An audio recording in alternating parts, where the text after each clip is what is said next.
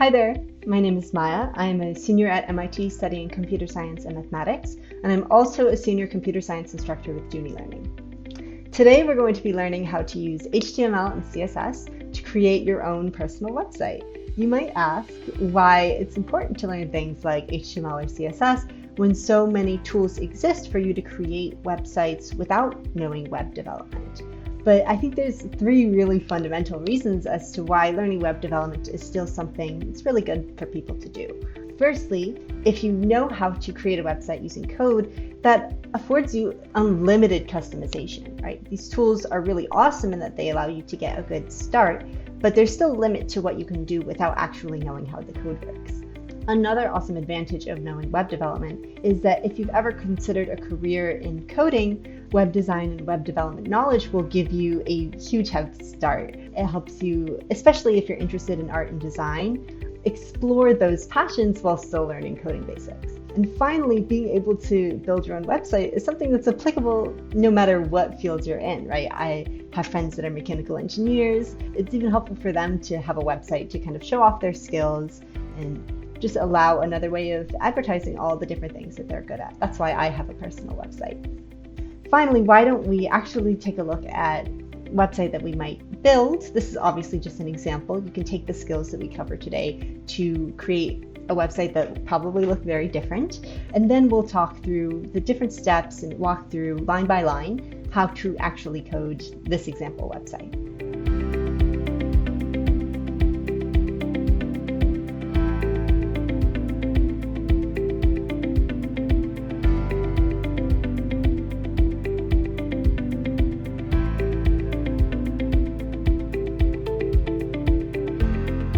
So first, let's take a look at all the different parts that are involved in this example. To start, we see that there's an image header here with some text on it, and the text is two different sizes and two different fonts. Then if we scroll down on the website, you'll see that there's this little About Me section with some links to different pages. And if we hover over the different links, they become blue. And they also have these little icons here, which I'll show you how to do. And next to it, we have this About Me section that has like some bold text and then some regular text. It's just a placeholder. You'd obviously fill this in with stuff that doesn't look like gibberish. And then finally down here in a different color background, we have an experience section, which is something I think is nice, especially if you're building a personal website. Obviously, it doesn't have to be experience. You could list different projects that you're interested in or things that you've created, or even just links to other pages that you find interesting. It's your website. You can design it the way that you choose. This is just an example of some formatting stuff that we might want to learn how to do. So I'll open up the code now and show you guys a couple of setup things that I've done, and then we'll start learning how to actually recreate this.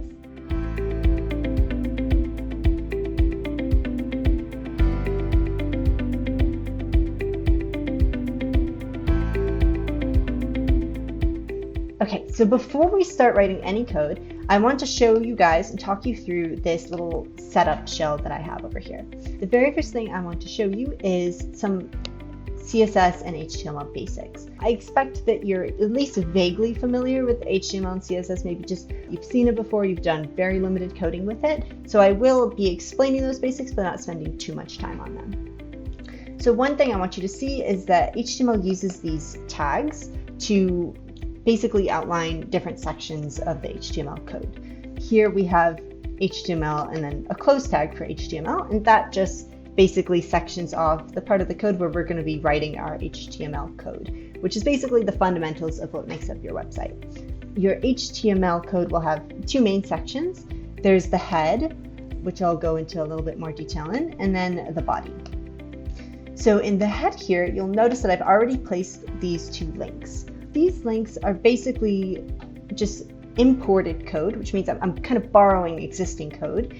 And this first link is basically font information. So it's a link to a Google font URL that allows me to use these two fonts, Catamaran and Shadows into Light, in my own code. And I'll show you guys later how to incorporate that.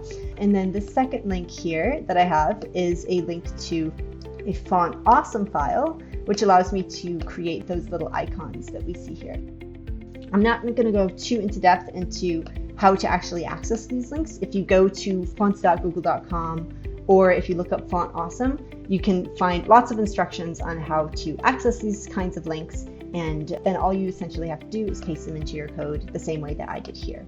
Here we have a title section. Right now it says REPL, but we'll be changing this. Essentially, what goes in here is what shows up in the tab, right? So here we see the tab says Maya's personal website. So if I want to replicate that, all I have to do is replace this with Maya's personal website. And then when we open up the website in a new tab, that should appear as the name of the tab. Finally, here in our head section, we have the style. And so this is where we're actually going to be writing our CSS code. I know it can be a little bit confusing, but CSS is technically a different language from HTML, even though they're often used together. So all the CSS code is basically what allows us to do styling of our web page. So modifying the layout, the fonts, the colors, things like that. And so that's how we're going to get our website to look nice and professional. That's the end of our head section. And then here is the body section where we'll be writing the actual HTML code to create the different elements that we see on our page. So that could be things like text blocks, links, images, just layout boxes that we can't see but help do the organization of our page, and things like that. So the very first type of HTML element that I want to introduce you to is a div. Div is kind of your fundamental layout element. It's just an invisible box, an invisible container that we can put stuff inside of. And then by giving it some sort of name or class, which I'll talk a little bit more about, we can then assign CSS code to that particular div. So it's basically just a container that we can use to help organize our code. The way that we create a div is we do a triangle bracket, div. That's the opening tag, and then to close our div, we do triangle bracket slash and then div again. So inside of this, to start, we're going to put an image. The way that we create an image in HTML is we create another tag, except this time instead of putting div inside of it, we put img, which represents image. And then the one thing that we have to do so that it knows where to get the image for is specify an image source. This is basically a URL or a file address to an image so that it knows what to actually be putting in this section. So here I'm going to specify the source by doing src equals and then the address of my image. Here in REPL, I've actually already uploaded a headshot. It's not loading, but that's the image that we're going to use here. So what I'm going to do is inside of source here, I'm just going to put headshot.jpg, which is the address of my image. And then I'm going to put closing triangle bracket. Since image doesn't need any information besides the source, I'm not going to need a closing image tag. This is fine the way it is. So next what we're going to do is I'm going to create another div that's going to contain the code that we see over here. So this text, we're going to put inside of that div. So let's start by just creating another div. There we go. And then inside of this div, I'm going to show you guys how to create headers. So there's a couple different ways to create text in HTML, and depending on the tag that you use, there's a couple of style attributes that you get for free. So in this case, I want my text to be kind of big, kind of bold, so I'm going to use a header. And depending on what number you use for the header, what type of header you use, you'll get different sizes or different styles of text. So I'm going to start with using H3 header, which is the bigger the number, the smaller the header normally. And I'm going to put inside of it this hi there text. So we'll do H3.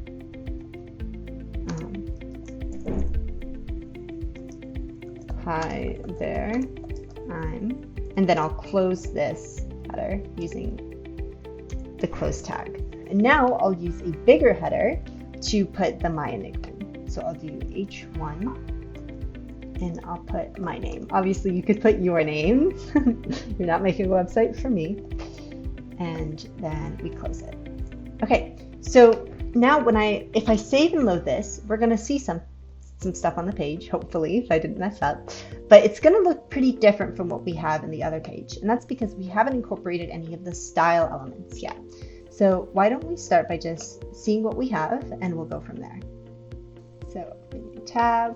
Okay, so to start, you see we have our image on the page, but it's really, really large. So the first thing we're going to want to do is actually tone down the size of this image. The next thing we want to do is we don't see the text anywhere on the image.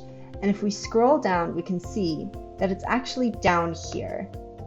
Let me move. You can see it's the text just like we wanted. The sizes are nice, but A, we're not using the fonts that we want, and B, it's down here under the image, and I actually want it to be on top. So this is where we're going to use some of that CSS stuff that I mentioned earlier.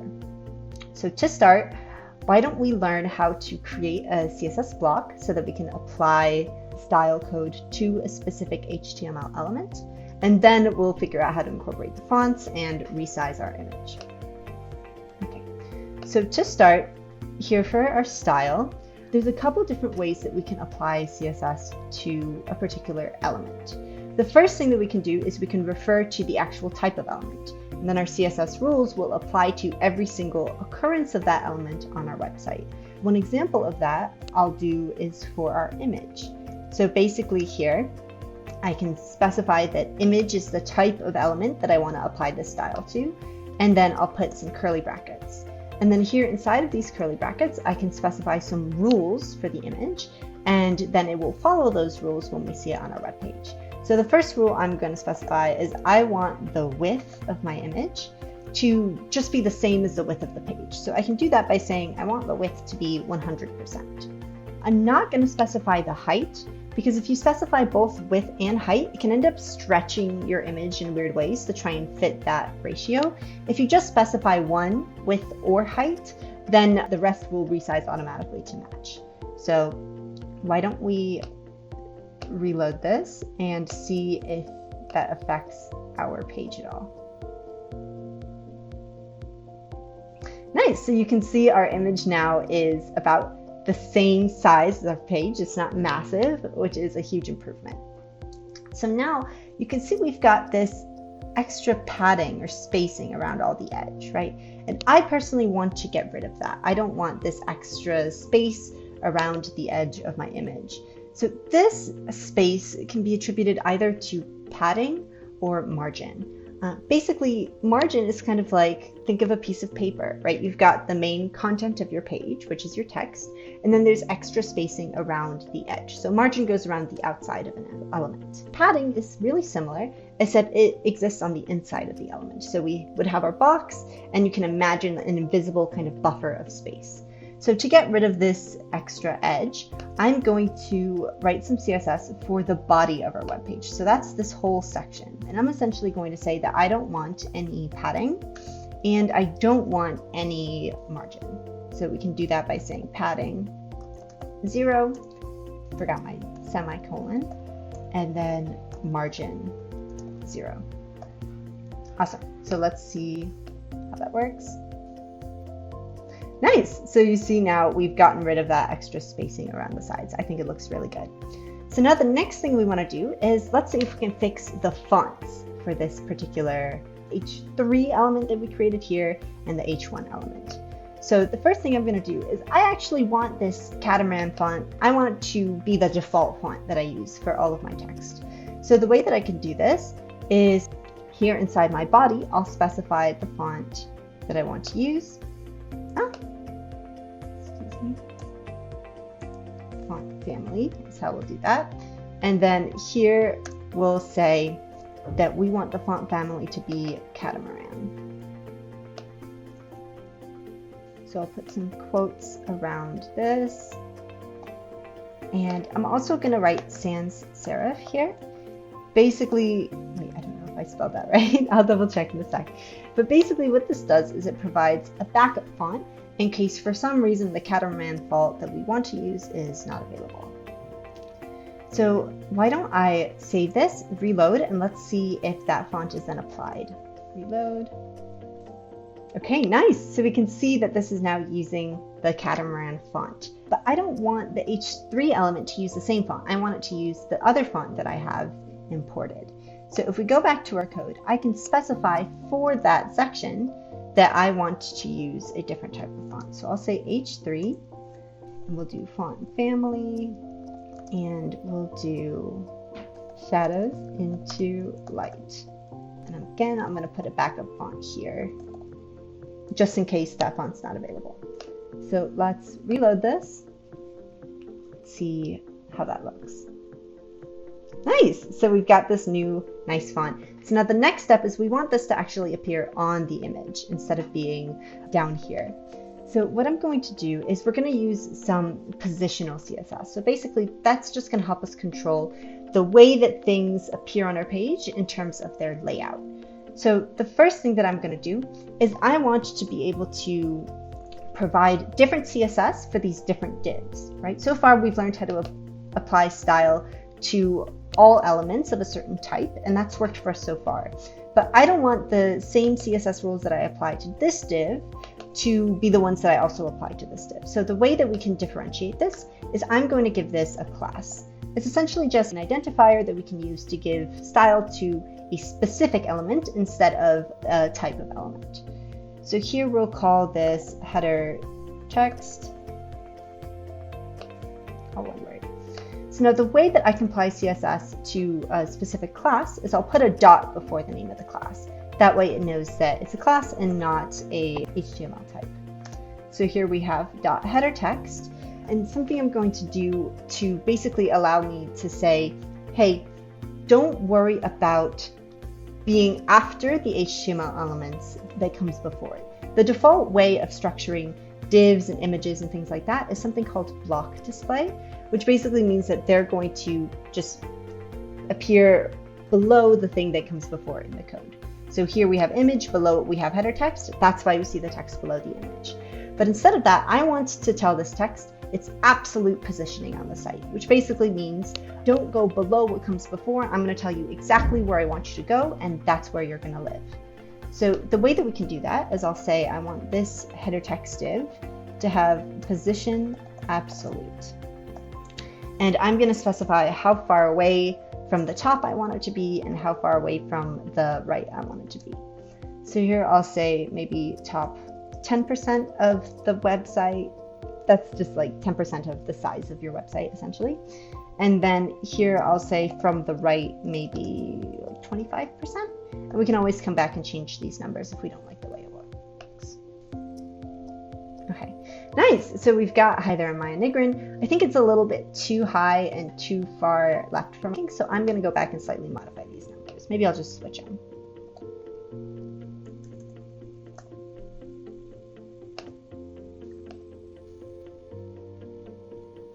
There, I think that looks a lot better. Awesome. So now what we want to do is we're going to start working on this part below the image in the example. So it has a white background and it's got two bits right next to each other. One has these three links, which are in a nice little orderly fashion, and then next to it we've got a header and some text. So let's start by creating another div element that's going to store this text for us. So I'm going to create a div, and I'm going to give it a class so that we can modify some of the padding and stuff for this particular div. So I'll call this about.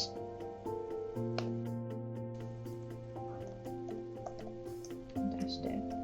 And so now inside of this, we want these two different sections to be next to each other.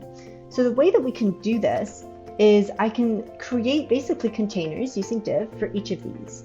And we'll modify their styles so that instead of organizing them above each other, right, so we have one above and one below, we'll modify the way that they display so that instead they'll be side by side. So let's start by just creating those two divs for the two different sections. So I'll call this div, and I'll give it a class links.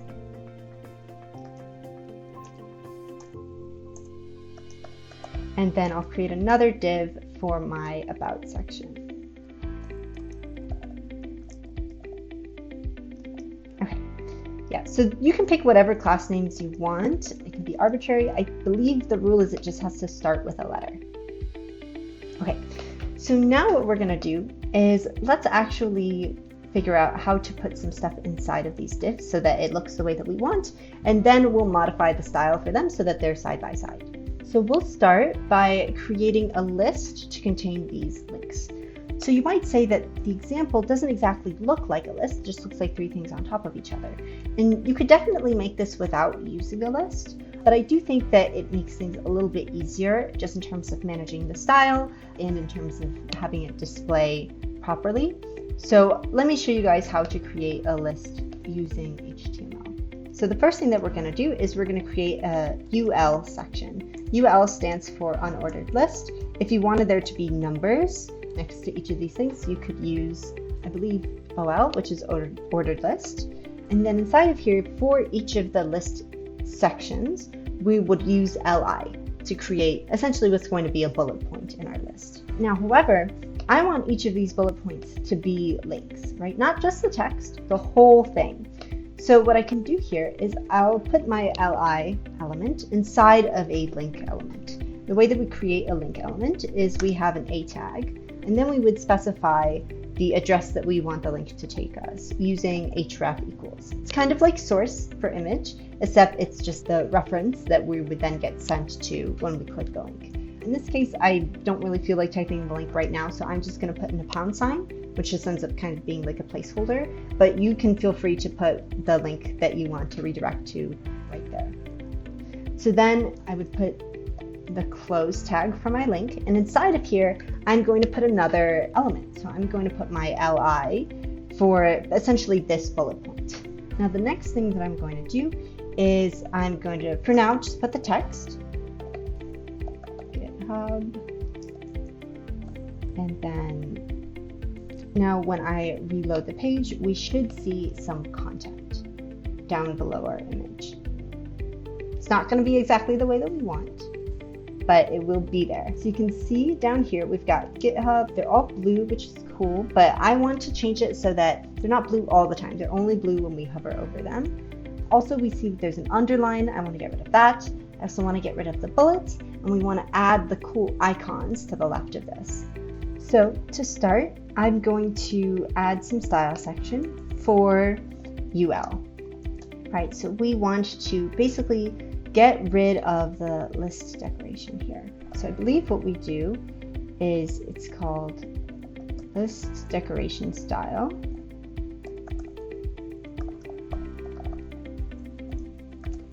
And we're going to set that equal to none. So what that's going to do is that should get rid of our bullet points. And then I'm also just going to add a little bit of padding on the left, just to move our list a little bit more to the right over here, so it's less all up against the wall. Okay, the next thing I want to do is I want to modify our links. So like I said before, I want the default state of the links to be black, and I don't want them to have an underline. So I can do using text decoration. So I should spell it right. And I'm going to set that to none because that will get rid of our underline. And then I'm also going to modify the color. So I want the color of this to be black. So let's see if I remembered all those words. You might be wondering how I have all of these things stored in my head. And the answer is I don't. A lot of the CSS stuff, most people that do web development don't have memorized. You'll remember a lot of the basic stuff, but in terms of the actual specifics, a lot of the times what I do is I just look up a specific thing that I'm trying to do in CSS. And there's a lot of really awesome resources out there like W3 Schools that can give you information on what the actual CSS you're looking for is. So don't feel intimidated if you're wondering how I remember all these words. It's very normal not to. Okay, so now that we have the text is black, we still got this link element here. You can see that when I mouse over them, my cursor is all nice and pointy. The only thing that I want to change is when I highlight over these, I want them to turn blue. So this is something that we can do over here in our CSS. So basically, I want to give a rule for the link section, but I only want that rule to apply when we're hovering over it. And so we can do this by saying a:hover. So basically, this is a rule for the links to follow when we're hovering over them. So I'm just going to say, make the color blue. So let's see if that fixes things.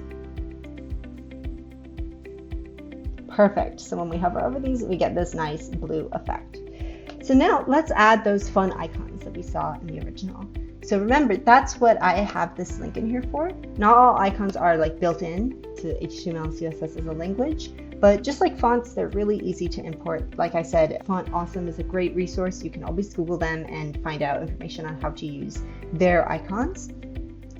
But if you have an icon link downloaded or imported like I do, then this is the way that you can kind of incorporate that into your code. So we're going to start by making an I tag, and notice I have this inside of my li section, right? So I just want it to be basically treated like text for that particular bullet. It's just going to be an icon instead of text. So basically the way that we can get to use the specific icon that we want, at least in Font Awesome, is by specifying the classes associated. So for GitHub, I believe the classes that we want to put, and there's a couple of them, right? If we want more than one class, we'll separate them with spaces. So the first one is FA, which stands for Font Awesome. It's just a general class that applies their CSS, their style code for all of their icons. And then I'm also going to have FA-GitHub, which should apply the GitHub icon that we want to use. Okay, nice. So we do have our icons, but you see there's a little bit of a mistake here. We've got them kind of all over the place. So let me try and figure out what I did wrong here. Maybe I need a closing tag for our icon. Awesome. So I was missing a closing tag, so it thought there were a lot more of them than I actually meant to put. But when I put in that closing tag, you see that it now shows up just like we wanted to. So now that we have this, let's go ahead and create the About text section, and then we'll worry about fixing the style so that they're next to each other. So down here, we've got our About text section. So I'm going to start by just making an H4 header. I think we said About Me was the text.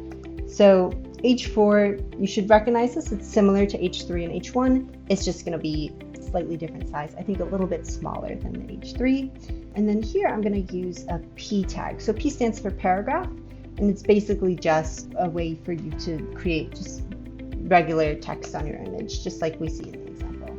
I'm going to go ahead and copy this so that I don't have to kind of type that all out. And I'll put that here inside of my P tags. Okay, so let's reload the page and just see what this looks like.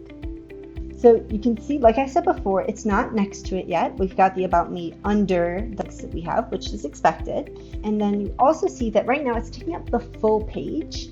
It's not limited in terms of how wide it is. So I actually want to modify this so that it doesn't take up 100% of the page. It'll maybe take up like 70%. So why don't we go back to our code, and we can just quickly do this by adding a CSS section for the About text. So here what I'll do is, just like we did with the image, I'll specify the width. Maybe I'll make this about 70%. And let's just see if that width is a little bit closer to what we want. I think that looks a lot better. Now what we have to do is we're going to modify the display of these two divs so that instead of being below each other, they can be next to each other. So the way that we'll do that is here for About text, I'm going to add a display, and we're going to use a type of display called inline block. So you know how I mentioned before that block means that things will be on top of each other? There's also a bunch of other properties that block elements have. Basically, they won't overlap by default. They won't also, for example, if you have text, like for example in the paragraph, when we ran out of space, it wrapped over onto the next line. Block elements won't do that. So inline block kind of mashes together inline properties like with text and block properties like with images. So it will allow you to put things next to each other, but it won't like split an image in half and have it trail onto the next line like it would with text. So I'm also going to add the display block property to our links section. So display is going to be inline block. Okay. And I'm also going to go ahead and here we added a class called About to the div that contains both of these things. I'm just going to add a little bit of padding so that they're not right up against the side of the site. We want a little bit of nice spacing here. So let's make this 20 pixels. I'll say padding. We'll just leave it like this for now, and if we want different spacing for top, bottom, left, and right, we'll come back and modify that. Cool, so you can see here we have them now next to each other. But one thing you notice is, oh, for some reason our bullets came back. I'll fix that in a second. And there's also no space between each of these elements. So I'm going to go ahead and add just a little bit of margin to the left of our About Me section. That will mean it doesn't start right next to our links. So here for the About text, we'll add margin, and maybe we'll make this about 20 pixels. Let's see. Oop, I accidentally added margin everywhere. I don't want to add margin everywhere. I only want to add margin on the left. But I will go ahead and add, instead of padding, I'll switch this to margin, and I'll make this larger. I'll make this 50 pixels. A lot of this stuff is, especially for the CSS rules, it's kind of just playing around with numbers and things until you get something that looks like what you want. So, okay, it's a little bit nicer. I don't like how much space there is on top, so I'm going to modify that. I also think there can be more space in between these things, and we still have to figure out why the bullets came back. So let's go back to our code and fix all those problems. So for our margin here, I don't want the margin on the top to be the same as the margin on the sides. So here what I can do is I'll specify margin top can maybe just be 20 pixels, and margin bottom we can have be the same. And then I'll make different margin values for left and right. So I'll just specify margin left for now, and I'll do 70 pixels. I'm also going to add, in case this is the problem, I'll do list decoration style none for this as well. So I think that spacing looks a lot better. Still got to fix that bullet stuff, and I'm going to add a little bit more spacing in between these. So let's go back to About Text. I'll make margin left maybe 70 pixels, and let's make sure that fixed it. I think that looks great. Now we'll just quickly resolve these bullets, and then we'll worry about the last section and we'll be done. So I just realized instead of list decoration style, I think it's list style. So we'll do list style type. And I'll put this, sorry, I didn't mean to put it in the About section. Let's just put that over here where we have our UL section.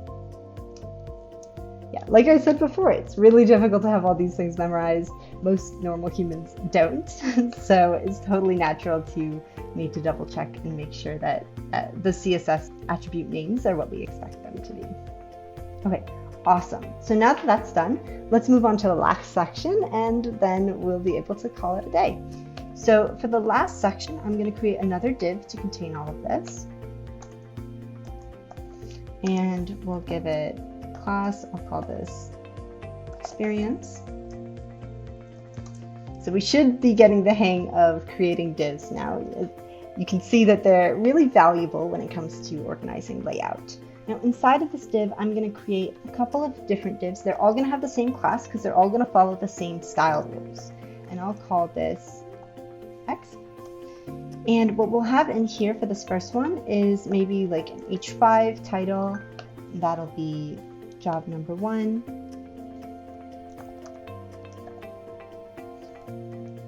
And then down here we can just have some gibberish text. So here, let me just copy some gibberish text, and I'll put it over here. Okay, awesome. Above this, let me go ahead and add a title. I realized I forgot to add one. Here we can maybe do H2, and we'll call this experience. Okay, so let's just see how this looks so far, and then we'll make some style modifications. Okay, nice, so this is looking pretty good to start. We've got experience, we've got job 1. I think I'm going to make this slightly larger. I'll maybe use H4 instead of H5. You'll also notice we don't have any padding here, so I'll add some padding or margin for this particular div, and then we'll also change the background color so we can tell it's a different section. So why don't we start by adding a new style section for experience. Oh, I forgot the dot in front. There we go. And here we'll add, maybe we could just copy the margins from the about section. See how that looks. Oh, I think that looks great. Okay, so now what we'll do here is let me open up Google, and I'm just going to search for color picker. This is just a really nice tool that Google has built in that I like to use when I'm doing website design. Basically, in this interface, you can kind of select whatever color you want, and it will tell you basically how to represent that color depending on the different representation style you want to use. So I'm going to go and find like a nice light gray, and in this case, I'm going to copy the hex. Looks really confusing. It's basically just a bunch of numbers and letters that represents this color. So just like how before when I was specifying color, I use certain words, like I can say color blue and black, I can, instead of those words, actually put in a hex representation of a color, and it will work in just the same way. So here I'll specify background color, and I want my background color to be that hex number. So why don't we reload this, see how it looks. Nice. What you'll notice though is we've got this white space all around it. And that's because I used margin for this section. So this is kind of a nice opportunity to explain a bit more about the difference between margin and padding. So I mentioned before, margin goes around the outside of the element. So if you have anything like background color or outlines or things like that, they won't be included for your margin section.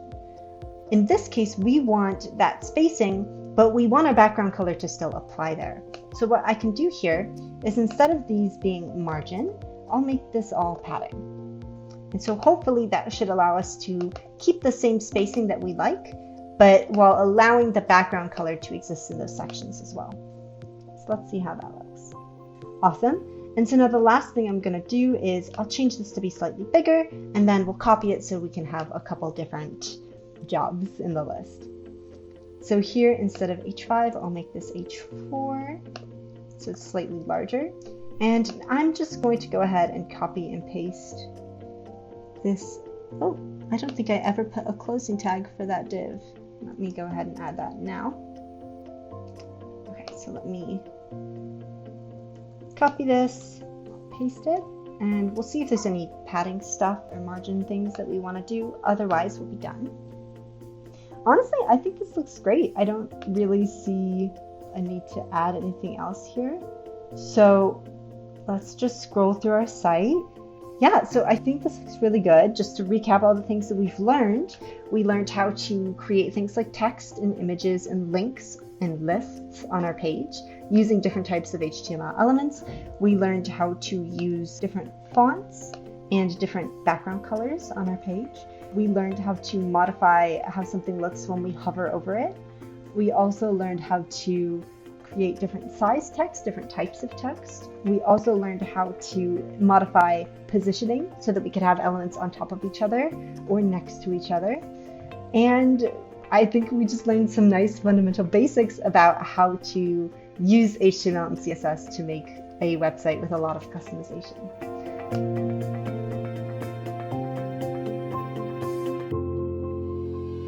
So before we end this video, I do want to talk a little bit about the existing website building tools, because just because you know website development doesn't mean that we should ignore these tools that exist out there. Just because you have a basic understanding doesn't mean that these tools can't help you host your website or have a custom domain. So you can see right here, right now my domain is not its own domain, right? It's something that's part of REPL. And it's the same thing if you try to host, for example, through something like GitHub, if you've heard of it, your domain is still going to be a part of it. So these tools can allow you to host and use your own domain, so you can customize what the URL is. And they can also let you just kind of focus on more the design aspect of your website if you're a little bit less concerned about the code. So if you don't need too much flexibility, they can be a really nice option for you. So I think some of the most popular tools out there are Wix. which is a really easy website builder. They have a really nice free option as well, as long as you don't mind not having a custom URL. They also have WordPress. It's another option that exists. Although it's known as a website builder, it's actually a content management system. Basically, it just offers more opportunities for customization. WordPress itself is free, but you also have to pay for some themes or plugins, or again, if you want your own domain name. And finally, Weebly is another good option. It's a lot like Wix in that it's a website builder, but the primary difference is that although it has less customizability, it's a little bit more user-friendly, and it's really good for kids, especially if you get a little bit freaked out when there's a lot of different options. This helps by keeping it a little bit simpler and just easy to use. So if you're interested in learning how to build a website without having to know all the nitty-gritties of the code, those can be great options for you. Or if you like the customizability and just the fun, in my opinion, of getting to build a website from scratch, you can use the tools that we covered today. Thanks so much for watching this video. Don't forget to subscribe to Juni Learning for weekly updates on math and coding tutorials. And if you want to keep watching more videos, you can do that right here. Also, if you want to keep learning from instructors like me, don't forget to check out junilearning.com for private courses that we have to offer. Thanks so much for joining us, and we hope to see you next time.